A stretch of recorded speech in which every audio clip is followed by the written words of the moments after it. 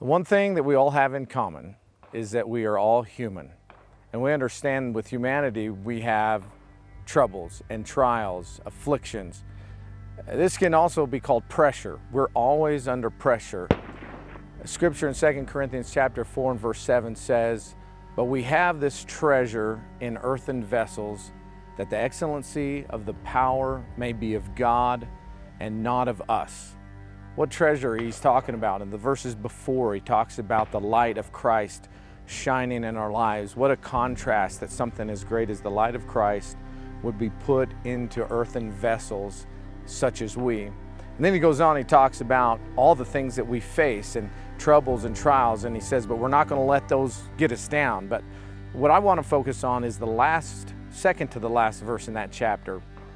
It says, "For our light affliction, which is but for a moment, worketh for us a more exceeding and eternal weight of glory."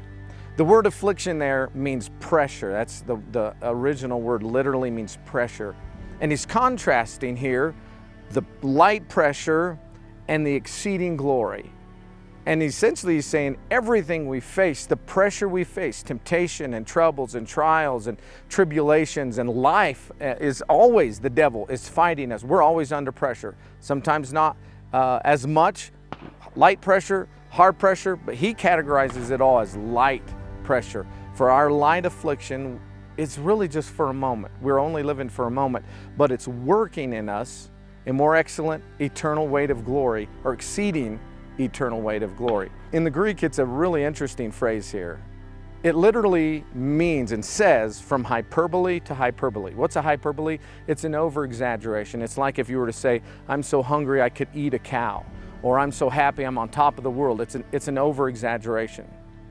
What the writer is saying here is the light affliction that we go through. When you compare that to the exceeding weight of glory that we're facing, you cannot over-exaggerate what God is preparing in us and for us. That weight of glory, the eternal weight of glory, it's exceeding, it's beyond what you can exaggerate. So essentially all of this comes down to this. You cannot over-exaggerate what God is doing in you right now and what God is doing for you in eternity.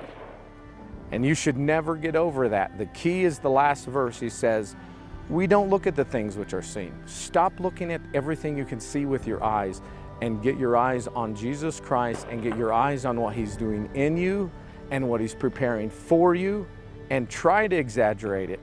You can't do it. That's what Christ is doing in and for us to prepare us, especially those of us who are men, to be godly men in this world today.